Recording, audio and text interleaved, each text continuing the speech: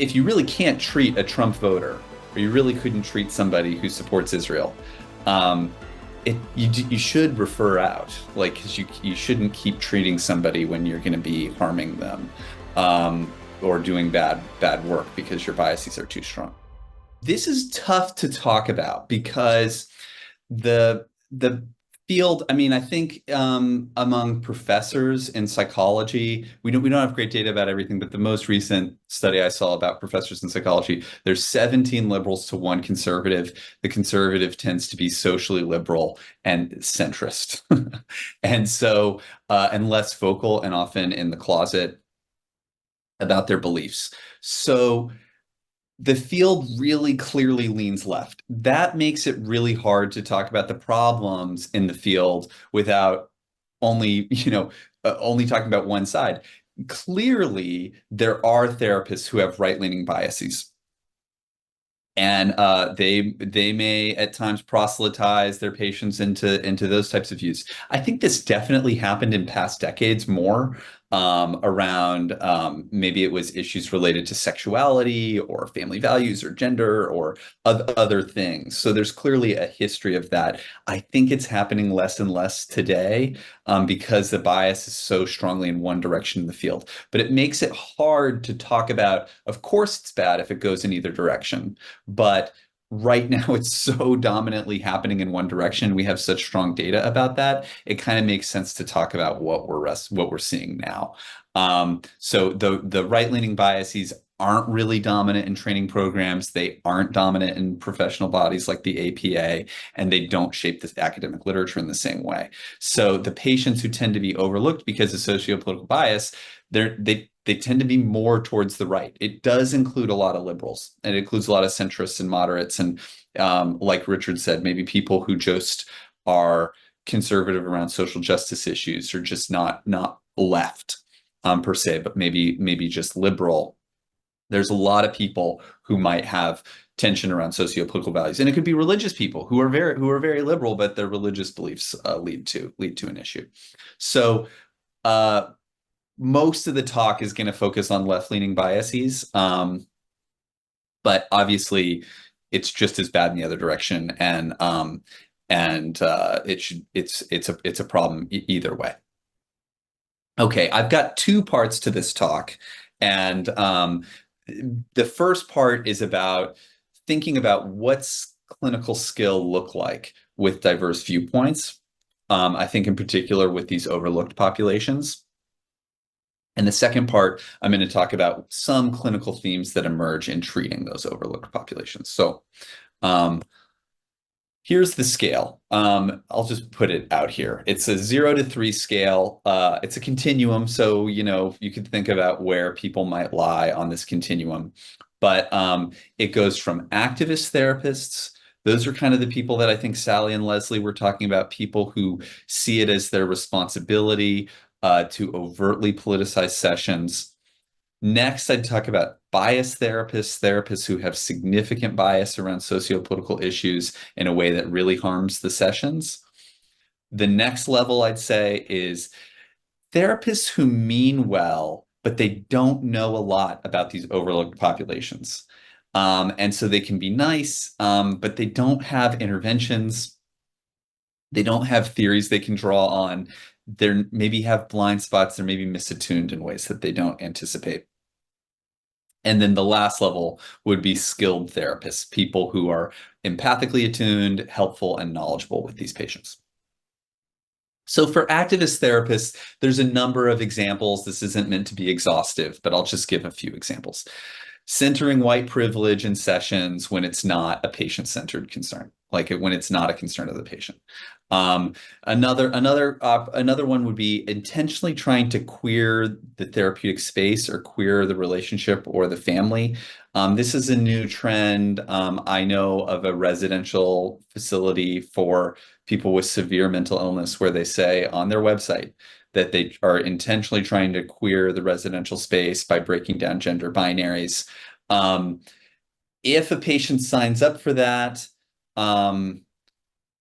if it's an evidence-based, and I don't think there's evidence for this intervention, but if it were evidence-based, they could do it voluntarily. But to impose this on patients, or they think they're just getting a couples counselor, or they think they're just getting a regular therapist, but the therapist has this ulterior agenda, that would be an example of activist therapists. Similarly, with feminist theory imposed on a couple or a patient, when the patient didn't sign up for feminist therapy. Obviously, famously, the president of the division of psychoanalysis in APA said that every therapy should center Palestinian liberation.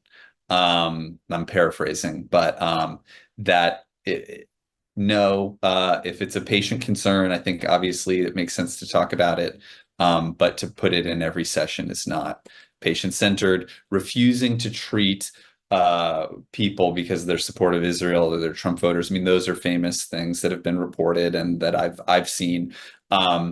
They're not, obviously, if you can't, I think that if you really can't treat a Trump voter, or you really couldn't treat somebody who supports Israel, um, you should refer out, like, because you shouldn't keep treating somebody when you're going to be harming them. Or doing bad work because your biases are too strong. I think the problem is if there's a significant portion of therapists who can't work with such large chunks of the country, that's very concerning for a field, and they might have less access to care as a result. And obviously, any similar examples in the other direction, that they aren't in the recent news, but they would be equally unethical and countertherapeutic. Okay. Biased therapists. I think these are biases that people who wouldn't engage in the activist therapy might still do, either because they have blind spots or they have really strong political views. Some of these might be controversial, but I'm going to put them out. The first one, maybe this is the most controversial one that I have. It's listing pronouns in their bio. Therapists are often not, I think that most therapists who do this think I'm being inclusive. I want to signal that maybe the patient is trans or knows somebody who's trans, and I want to signal to them that I'm inclusive of them. And in a way, there's often a very positive desire behind listing the pronouns, but they're often not aware that they're sending equal signals to people who maybe they're a detransitioner, maybe they know somebody who detransitioned, maybe they have religious beliefs around, or maybe they see listing pronouns as a general symbol that you're woke or something like that. So there's a whole lot of political messaging that is included in this signifier of the pronouns that's being communicated as well. And when I talk to therapists about this, it's surprising how many have never considered that. They just never thought of it. And the reason why I think it's an important example is if on your Psychology Today page or your website, the first thing after your name is your pronouns, it's it's an indicator of how much bias is probably happening throughout the field. How many signals are being sent that the therapist thinks are not political and actually are communicating things about socio-political values that could lead them to clash with a lot of patients. Another one, assuming patients share their political views without any evidence from the patient.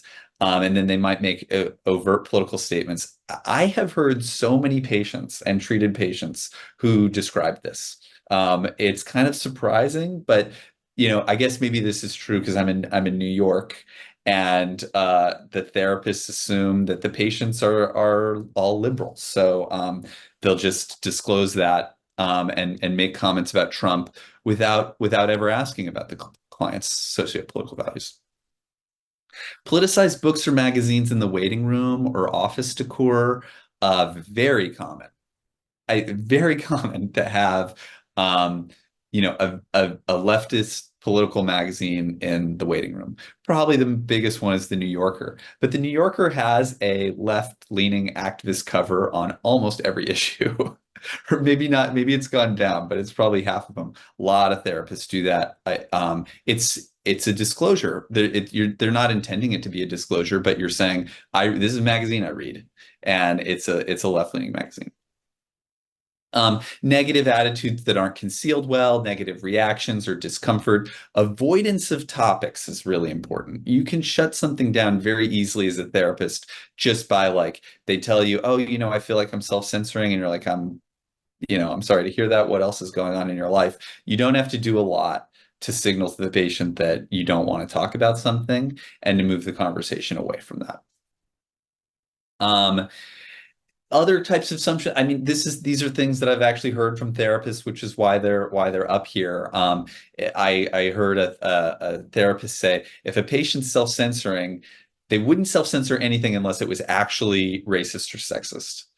So think about how that would frame how they would interact in the session. They'd say, well, what do you want? What do you want to say that you feel like you can't say? It's an adversarial framing of it. And the truth is, most people who self-censor, their biggest worry is just generally being labeled as a conservative and then facing consequences for it. So it's not even necessarily a comment. It could be a question. Like, how should we treat conservative patients, maybe? Or is there a difference there? Pretty innocuous questions that people could be afraid of, and therapists might minimize. Oh, well, you're fine saying that. That's no big deal. You won't deal with anything. Or maybe they would be adversarial or invalidating in other ways.